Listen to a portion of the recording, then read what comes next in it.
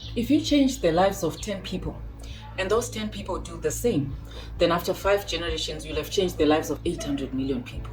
This is from a commencement speech given by Admiral William McRaven to the graduating class of 2014 at the University of Texas in the USA. His speech became so famous that he later authored this book titled Make Your Bed, Little Things That Can Change Your Life and Maybe the World.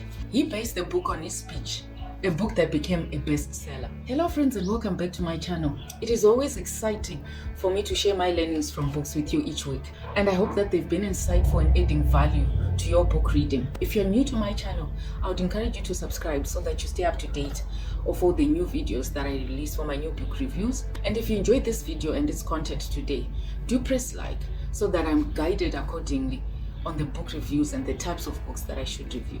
Today I'm sharing 5 lessons I learned as I read this book. I have a 6th bonus lesson that I'll share at the end of this video, so stay tuned right till the end. If you also want to listen or watch the speech that Admiral William McRaven made at the University of Texas, I will leave the link to that speech in the comment section. When you watch it, let me know what you think as well. So William McRaven is a retired US Navy who rose from the very bottom of that military unit as a young graduate straight from varsity at the University of Texas to become one of its commanders. Based mainly on the training he received in his early profession, he reminds us that life's victories are won in small battles, and therefore shares with us some of life's insights and inspiration as a military leader. Here are 5 lessons from this book that resonated with me. Lesson 1 is that you start your day by completing a task. So it is those small things that matter in life that actually give us a push and a sense of purpose, each day and for the rest of the day as we try and tackle the bigger tasks. And this is what William McRaven is saying in his book, because one of the key things they had to do each morning, which was heavily monitored, you would be surprised, was making their beds. And there was a standard to it. They had to make it properly and stand by their beds when they've made them, so that the commanders would pass and actually inspect and see whether or not the bed is made properly. And if the bed was not made properly, there were consequences to that. So you would imagine that such a small thing that we take for granted was a big thing in the military. I mean, the first time I got interested in this book was when I came across this very quote, "Make your bed," on one of my colleagues' Facebook timeline. And I thought to myself, why is making your bed such a big thing for a military person of such high stature? Making your bed, I mean, we do this every morning in our homes. And I was thinking this is a small thing, but this book is saying those small things matter. And to them in the Navy, as they went through training, it was a sign of discipline. If you manage to do that well to their standard each morning, then it was that first parade that you're going to be disciplined for the rest of the day, or at least you are material. You are material for Navy training and you could succeed. Such a small thing. And so the message from that lesson is that such small things do matter in our lives. It is the small things that actually building blocks for the bigger things. And making your bed in your life could be anything else. It's not literally what was done in the Navy here. It could be anything else that you must and should do very well each morning that gives you a sense of direction and purpose and accomplishment for the rest of your day. And what this book says also is that even if at the end of the day it did not go so well for you, coming back to a bed that is well made for them meant that they could at least look forward to the next day and look forward to a better day actually the next day. If you just wake up and start your day dreading, most probably starting the very first task of the day, if it's a difficult one, you're most probably not going to look forward to it. But those small things where you just feel like, oh, I've done it, I feel empowered for the rest of the day, I think those are the things that this book is saying are the very small things that matter at the end of the day. Lesson 2 is you cannot go life alone. Find people to help you. When we seek our destiny and purpose in life, it will most probably be a difficult journey. I mean, we all know that because we are living life as it is now. In this book, William McRaven shows us that you do need others along with you everywhere you're going to go, especially around difficult tasks in difficult times. Because he says for every task that they had to do in the early days of their training, they were required to carry a rubber raft everywhere they went. And you could not carry this rubber raft on your own. So they were in groups of 7. So they would have 3 on this side, 3 on the other side, and 1 person, I think, in the middle or in the front. And it worked very well like that, because that's when they realized that you could actually not make it in combat alone. Their teamwork actually showed them that they needed each other, and as long as they had each other, they could count on each other that they would get right to the end, or that they would accomplish the task that they've been given. And it is the very same application of this principle in our lives. You cannot ever try and get all the credit. You know how sometimes when you are at work, in a team, how some people actually would want to work on a task alone. I've come across that myself, interestingly, so that they get all the credit. That is a very difficult way of trying to tackle a task. And I think it's also equally difficult, and even more difficult, if you're going to try and actually go your life alone without any people. In our professional lives, we need to build teams and make sure that we're taking part in teamwork. Then life becomes easy. In our family lives, we need to build relationships, and we need relatives, because they will help us along the way in this journey as we seek our purpose and our destiny, so that it's actually easier, and we can celebrate our winnings together each time, and count on each other all the time. Lesson 3 is a very interesting one, which says life is unfair. Learn to live with that. Hard lesson to learn, but it's an important one. And I think it's a good reminder all the time that life is actually never, ever going to be perfect. We generally tend to think that if we are living our lives by the rules and doing our best, making the best effort in everything that we do in both our personal and our professional lives, then things will almost always work out for us. But sometimes bad things just happen to us, even while you're in the middle of doing the very best, and you're working towards the best outcome. Sometimes life just happens, and bad things do happen to us, and we just have to accept them and move on, because the worst thing that you would want to do is to then stay in self-pity, in perpetual self-pity and anger, because then you are not putting your best self out there anymore. You have almost just given in and allowed yourself to be made to fall by the fact that an unfortunate incident has happened in your life. It's going to happen.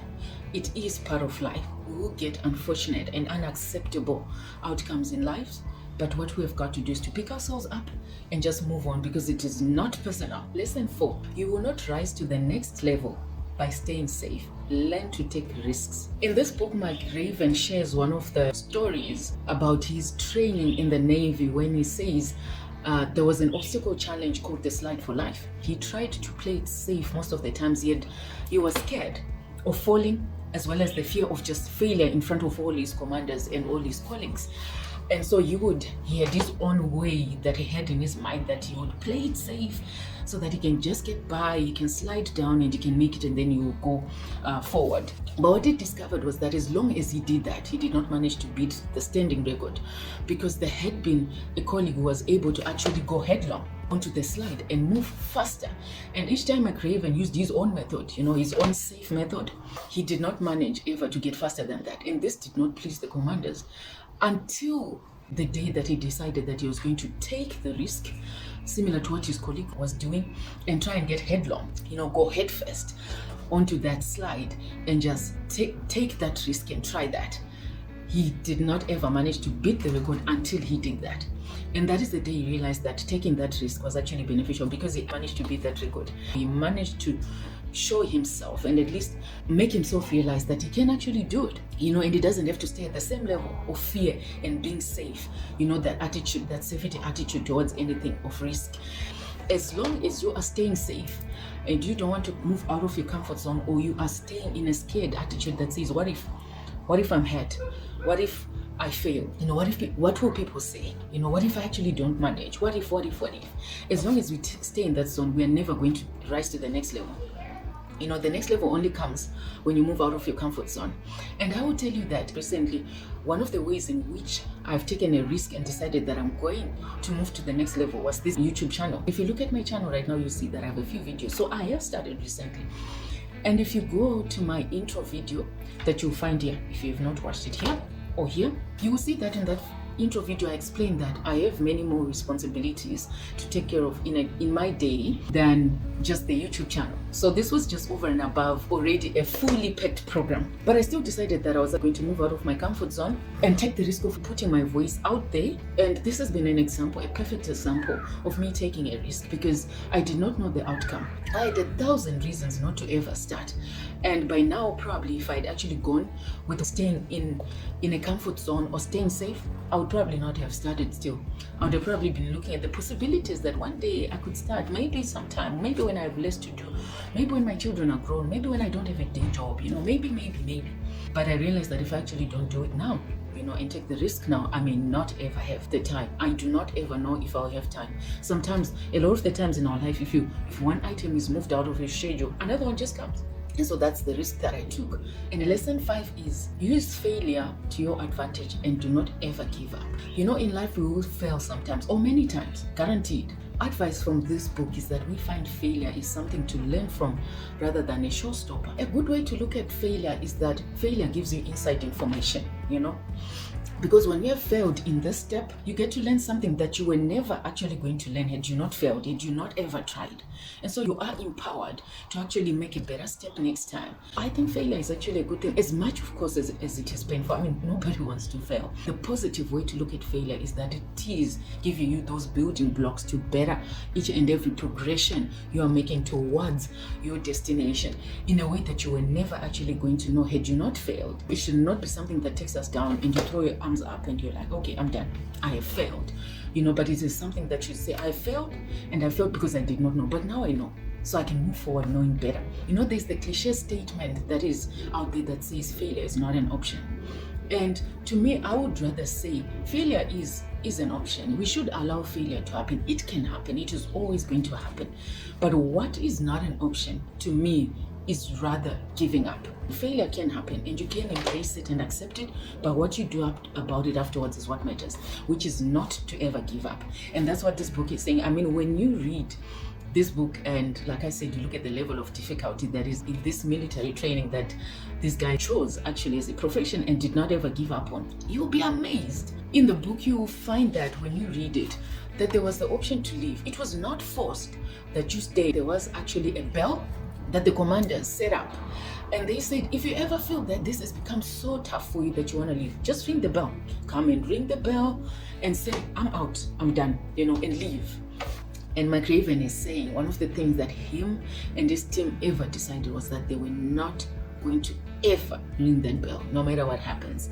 So even if it looked scary, even if it was terrible days, even when they faced the worst punishment, even when they looked like they were just not performing at all and they were not going to succeed, they still never gave up. It was just not an option. And McRaven is saying, even in life, do not ever ring that proverbial bell. Don't touch it. Do not touch the bell, do not ring the bell, do not ever give up. So fail, you can. Feeling discouraged, you can. Feeling terrible, you can. Feeling challenged, you can. Feeling sad. All the feelings that can come with challenges in life as you work towards your purpose and your destiny. You are allowed to feel those and to embrace whatever lessons they bring with. But giving up is just the one thing that's not an option. And as I promised in the beginning of this video, bonus lesson number 6 is that enlisting onto the military is no child's play. Seriously, after reading this book, I have a sense of respect and admiration for anyone who is enrolled in the military or in any armed forces in the world. This book made me appreciate my life and my career as much as they are not perfect. They are far from it. A lot of the times we do complain, I do, and we want our lives to get better. We think it's just not good enough. Why do I have this job? Oh my God, all sorts of things that we do. But after reading this book, I said, you know what, it's okay. If you are in any armed forces, in the military, I honestly and truly respect you for this tough training that you've gone through. I salute you. So dear friends, the way this book is structured is that you can easily get 10 lessons out of it. But I have shared the 5 that I've said have resonated well with me. If you have read this book and you got different lessons from it that I have shared, I would love to read those in the comment section. I am keen to learn from you as well, as I know that there are brilliant people out there that are watching this video. It has been fun for me sharing with you the insights that I've gained from this very famous and ageless personal development book.